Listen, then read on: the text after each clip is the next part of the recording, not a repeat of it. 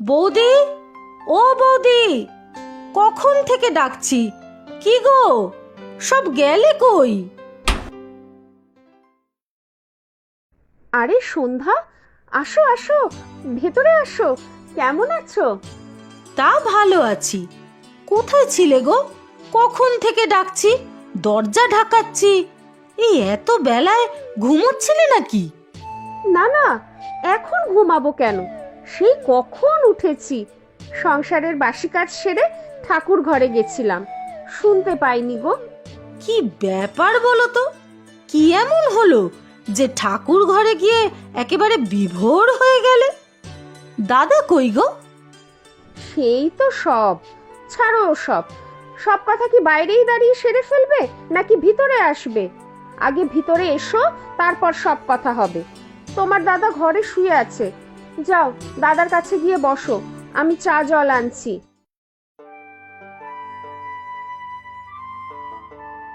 কি রে দাদা, এই অবেলায় শুয়ে শরীর টরীর খারাপ করলে নাকি?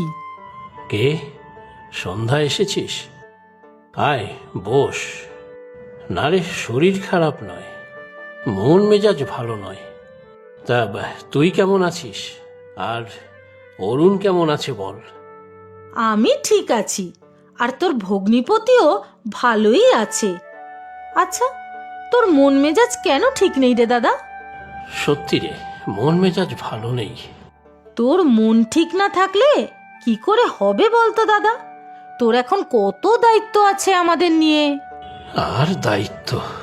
সারা জীবনই তো দায়িত্ব পালন করে গেলাম, এবারে তোরা আমায় ছুটি দে। তুমি আবার সেই উল্টোপাল্টা কথা শুরু করলে।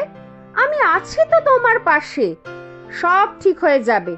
সন্ধ্যা, এ নাও চা। চা খেতে খেতে গল্প করো। তুমি আছো সেটাই ভরসা, কিন্তু মেয়েটা বড় হয়েছে, আজ বাদে কাল বিয়ে দিতে হবে। সব কিছু কিভাবে সামলাবো?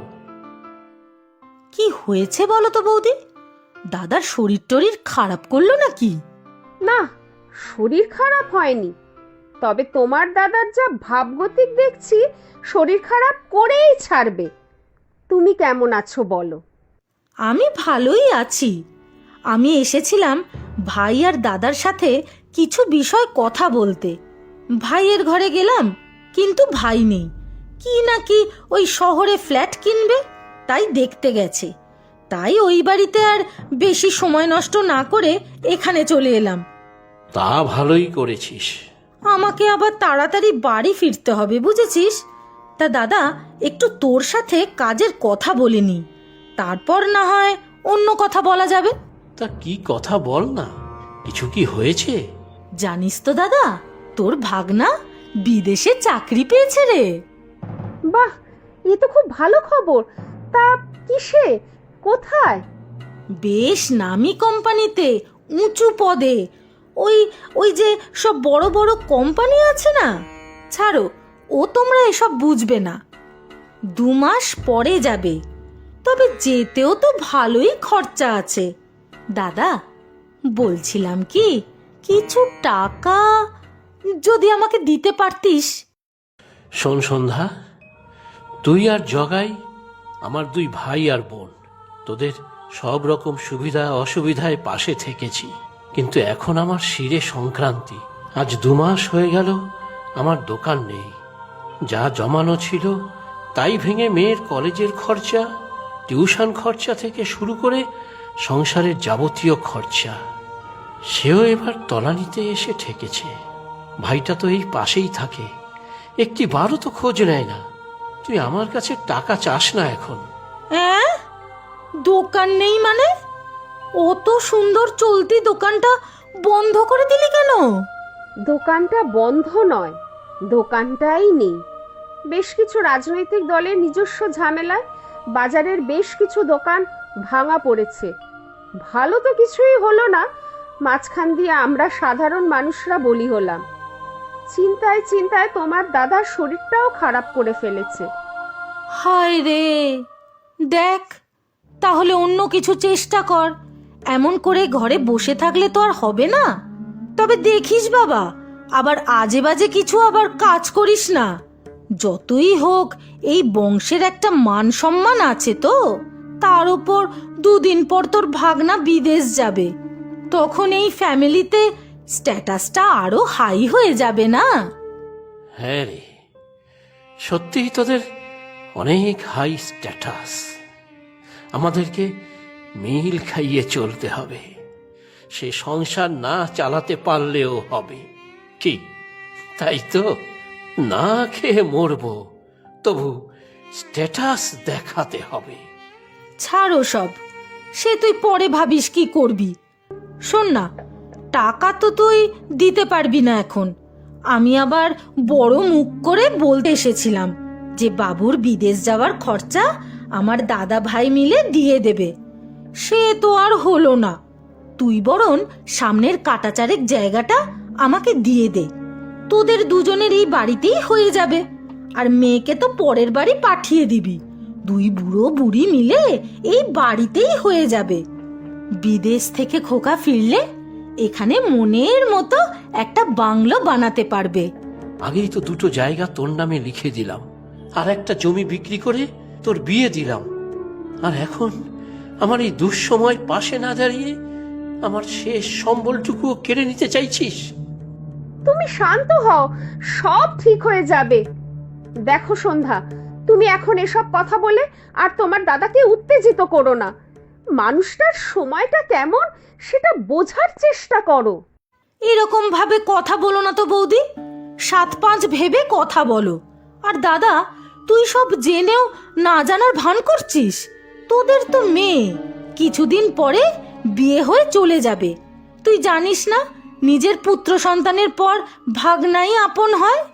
আর তোদের তো পুত্র সন্তানও নেই।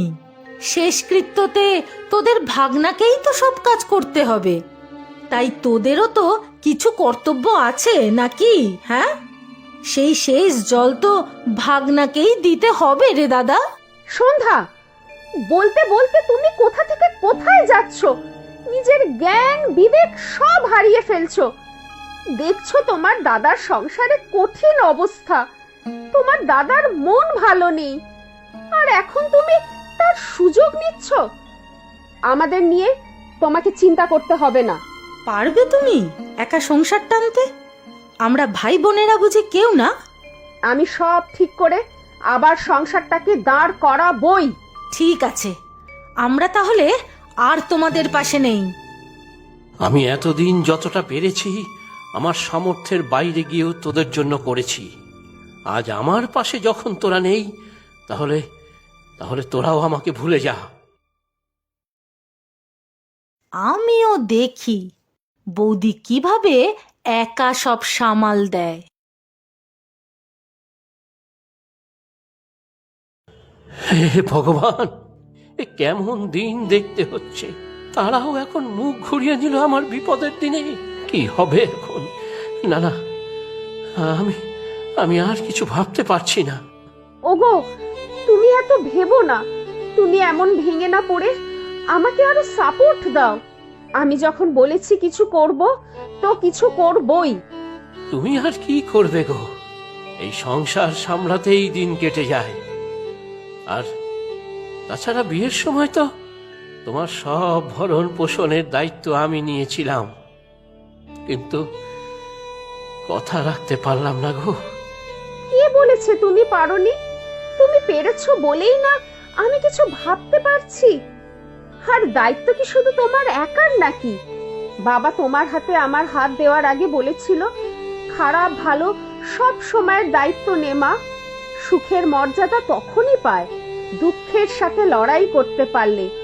আর আমিও তোমার হাতে হাতটা রেখে মনে মনে ঠিক করে নিয়েছিলাম, যে কোনো পরিস্থিতিতে তোমার পাশে থাকবো। আর তুমি দেখো, এই পরিস্থিতি তুমি আমি দুজনে মিলে উতরে ফেলবো। কি করবে ভাবছো বাসন্তী? আমরা কি পারবো? নিশ্চয়ই পারবো। কোনো কাজই ছোট নয়। কিছু মানুষের চিন্তাধারা কোনো কাজকে ছোট বড় করে রেখেছে। আমাদের শুধু মনের জোর লাগবে আরো এগিয়ে যেতে। এমন অবস্থায় তোমাকে দেখে সত্যি জোর পাচ্ছি। বলো বলো বলো, কি করতে হবে বলো।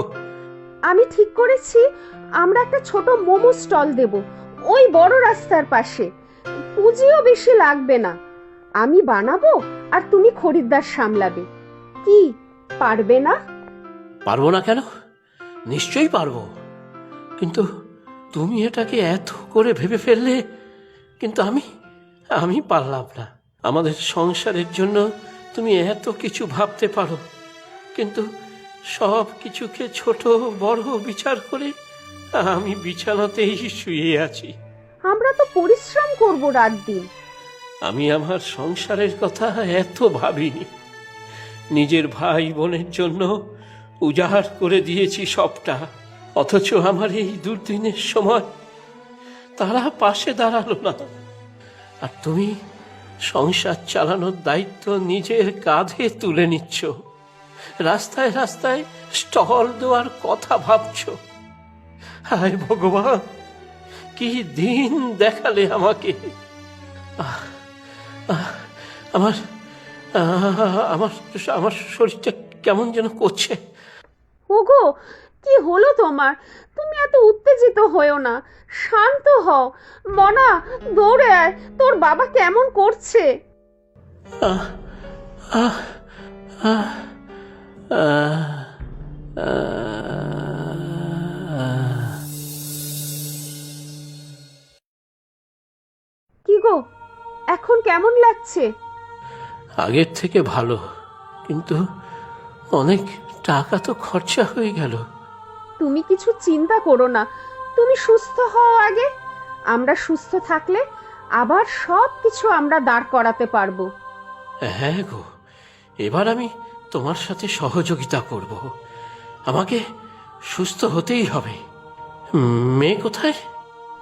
মনা তো ডাক্তার বাবুর সাথে কথা বললো, আর বাকি সব ওষুধপত্র কাগজ গুছিয়ে নিচ্ছে। চলো বাড়ি যাই, আমরা দুজনে আবার প্রথম থেকেই শুরু করব।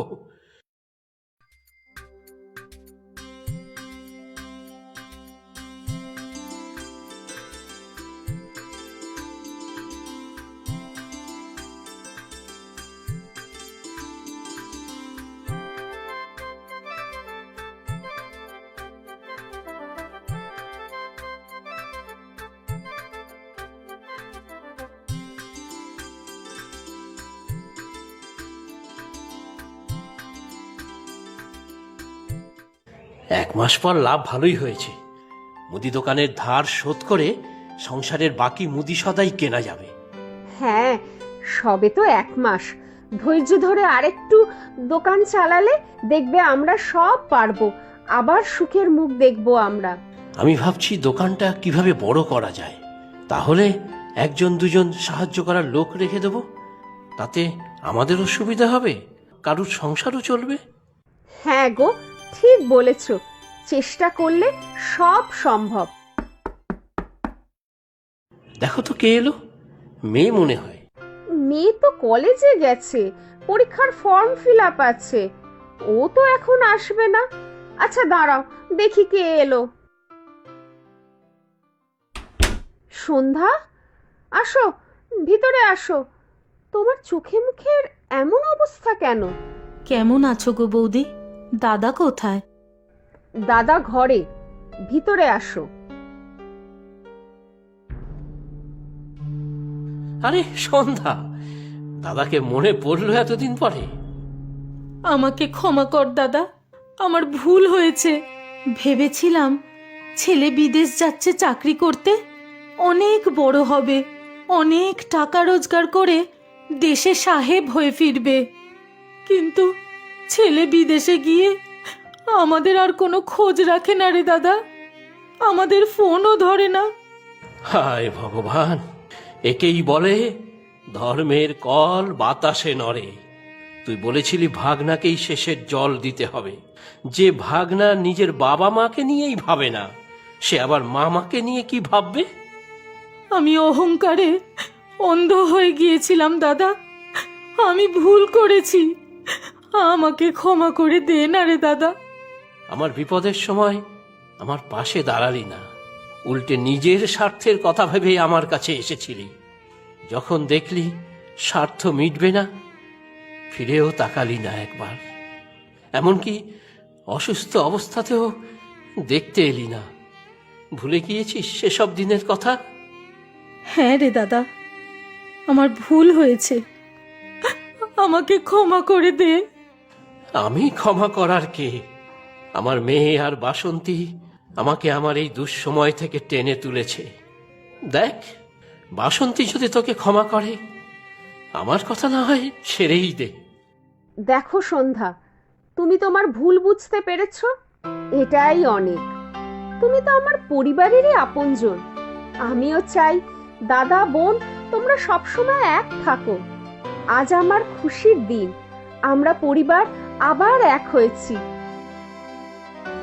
দাঁড়াও, একটু মিষ্টি মুখ করি সবাই, মেয়েটাও বাড়ি ফিরুক, ভারী খুশি হবে ও।